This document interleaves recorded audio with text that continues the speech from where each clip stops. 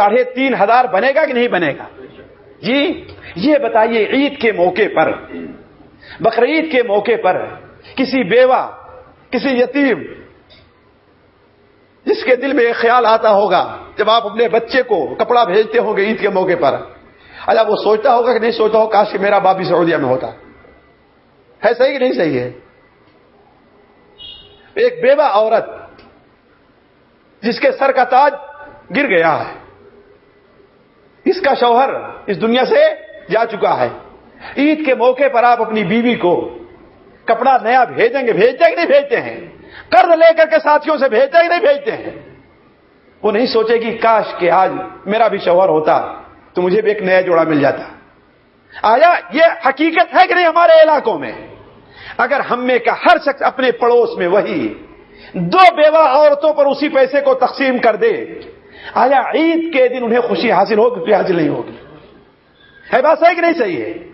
ذرا سوچیں تو وہ متقی جو خوشی میں، آسودگی میں اور تنگی میں اللہ تعالیٰ کے راستے میں خرچ کرتے ہیں، والکاظمین الغیظ، غصے کو پی جانے والے۔ آج کتنے لوگ ہیں، واللہ میں چاہتا تھا بلکہ ان لوگوں سے ذکر بھی کیا کہ میں آج کا درس غصے سے متعلق رکھوں آپ کے سامنے۔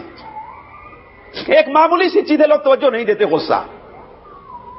حالانکہ غصہ بسا اوقات غصہ انسان کو جہنم تک پہنچا دیتا ہے، اور یہی غصہ پی جانا انسان کو جنت تک لے جاتا ہے۔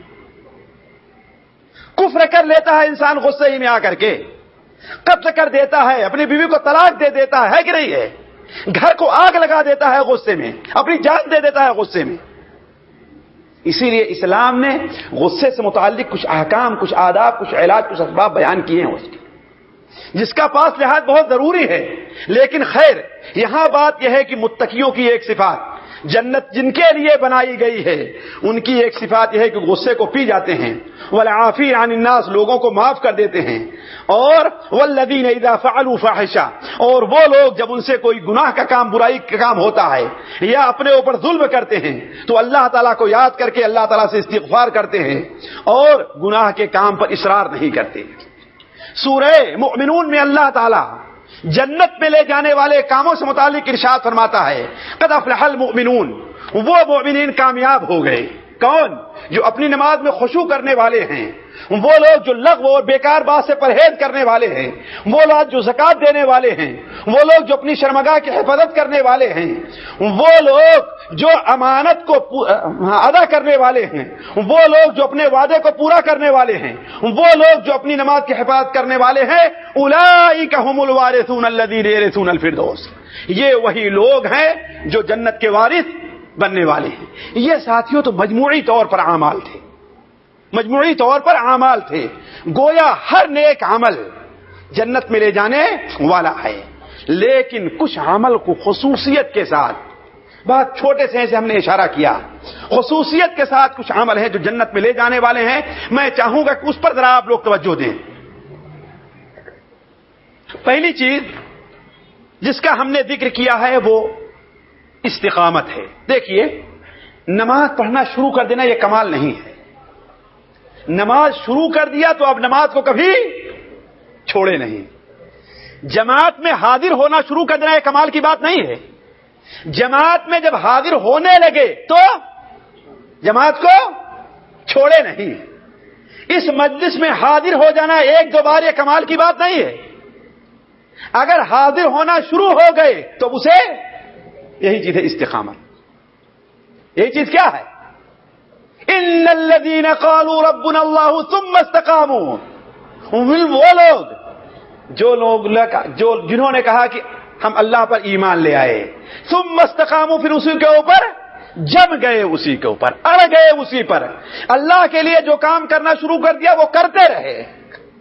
اسی لیے ساتھیوں ہم میں اور صحابہ کرام میں یہی فرق ہے، یہی فرق ہے کہ جو کام وہ ایک بار کر لیتے تھے اسے چھوڑتے نہیں تھے۔ عام طور پر شیخ کے پاس بھی موجود ہوگی صحیح و ترغیب و ترہیب، اس میں اٹھا کر کے آپ دیکھ لیں،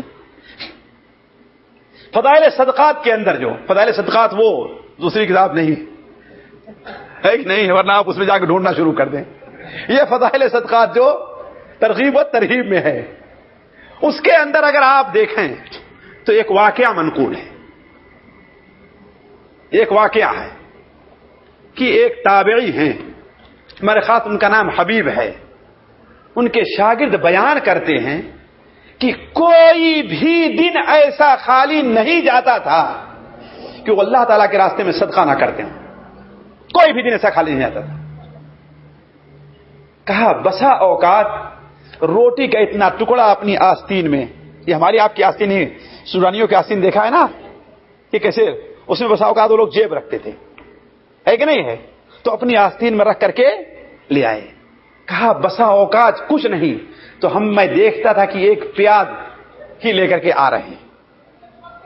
کہا ایک بار ہم نے سوال کیا، نقطہ یہاں پر ہے، ایک بار ہم نے سوال کیا کہ حضرت پیاز سے کپڑے میں بدبو آئے گی، آپ مسجد کے لیے آتے ہیں، آخر پیاز لے کر کیوں آتے ہیں؟ کہا اللہ کے بندے، آج میرے گھر میں اس پیاز کے علاوہ اور کوئی چیز موجود نہیں. علامہ البانی نے صحیح کہا ہے اس کو، صحیح ترغیب و ترہیب میں دیکھیں.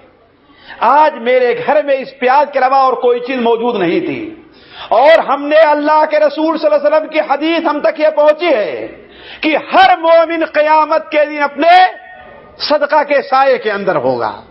میں نہیں چاہتا کہ میرے اوپر کوئی ایسا دن گزر جائے کہ میں اللہ تعالیٰ کے راستے میں صدقہ نہ کروں، لہذا آج مجھے صرف یہی پیاز ملی ہے صدقہ کرنے کے لیے، بس اور کوئی چیز ملے نہیں. یہ ہے ساتھیو استقامت. ان الذين قالوا ربنا الله ثم استقاموا فلا خوف عليهم ولا هم يحزنون. نہ ان کے اوپر کوئی خوف ہے، نہ ہی انہیں غم لاحق ہوگا. اولئک اصحاب الجنۃ خالدین فیہا، یہی وہ لوگ جنتی ہیں.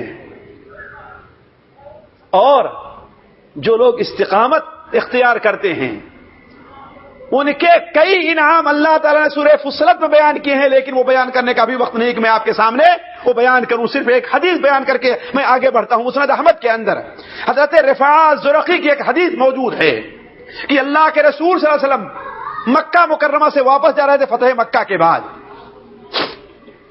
مقام قدید میں جب آپ پہنچے تو صحابہ اکرام اجازت لے کر کے آپ سے جلدی گھر پہنچ جانا چاہیں. ایک نے اجازت لی، آپ نے دے دیا، دوسرے نے دے دیا، تیسرے نے دی. ایک سلسلہ بن گیا اجازت لینے کا. سارے لوگ نبی صلی اللہ علیہ وسلم کا ساتھ چھوڑ کر کے آپ صلی اللہ علیہ وسلم خطبہ دینے کھڑے ہوئے، اور حمد و ثنا کے بعد آپ نے بیان فرمایا لوگوں کیا ہو گیا ہے تمہیں کہ وہ درخت جس کے سائے میں نبی ہے اس درخت کے مقابلے میں تمہیں اس درخت کا سایہ زیادہ پسند ہے جس کے نیچے نبی نہیں ہے. لوگوں نے محسوس کیا کہ آپ کا اشارہ کس طرف ہے. مسند احمد میں ہے ابو بکر صدیق رضی اللہ تعالیٰ عنہ بھاگے ہوئے آپ کے پاس آئے اور کہا اے اللہ کے رسول صلی اللہ علیہ وسلم، آج کے بعد اگر کوئی شخص آپ سے اجازت طلب کرتا ہے تو وہ ظالم ہے. چنانچہ صحابہ کرام نے معافی مانگی، کہا اے اللہ کے رسول صلی اللہ علیہ وسلم ہم آپ کے ساتھ یہاں سے رخصت ہوں گے. اس وقت آپ نے خطبہ دیا تھا، پورا خطبہ واللہ بڑا مفید ہے، لیکن میں پورا خطبہ آپ کے سامنے نہیں رکھ سکتا، صرف اس خطبے کی ابتدائی چیزیں آپ کے سامنے رکھتا ہوں. آپ نے خطبہ دیا اور فرمایا اشہد ان لا الہ الا اللہ، اس بات کی میں گواہی دیتا ہوں کہ اللہ کے علاوہ کوئی عبادت کے لائق نہیں اور میں اللہ کا رسول ہوں. تم میں کا جو شخص بھی اس کلمے کا اقرار کرے ثم یصدق، پھر اس کے اوپر جم جائے تو وہ جنت میں جائے گا. جو اس کلمے کا اقرار کر لے ثم یصدق، پھر اس کے اوپر جم گیا، وہ استقامت اختیار کر لی، تو وہ کہاں جائے گا؟ جنت میں جائے گا. تو ساتھیوں پہلی چیز جو جنت میں جانے کا عمل ہے وہ کیا چیز ہے؟ استقامت ہے. استقامت کے بارے میں ہم نے چھوٹی چھوٹی چیزیں بیان کی ہیں، اس کے اوپر آپ غور کیجئے گا.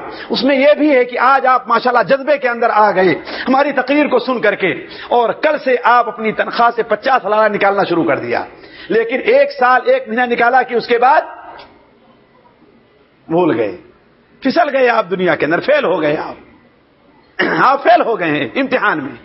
نہیں، اس کے اوپر آپ استقامت اختیار کیجئے. اسی لیے ایک مومن کا معاملہ یہ ہے کہ مومن ہر جگہ خرچ کرتا ہے جہاں اس سے ہو سکتا ہے. اور آپ لوگوں نے بار بار سنا ہوگا کہ بھوکے رہ کر کے صحابہ کرام لوگوں کو، تو کیا ہے یہ ہم نہیں کر سکتے ہیں؟ کر سکتے ہیں نہیں کر سکتے؟ کر سکتے ہیں نا. ہمیں اگر جنت چاہیے تو اس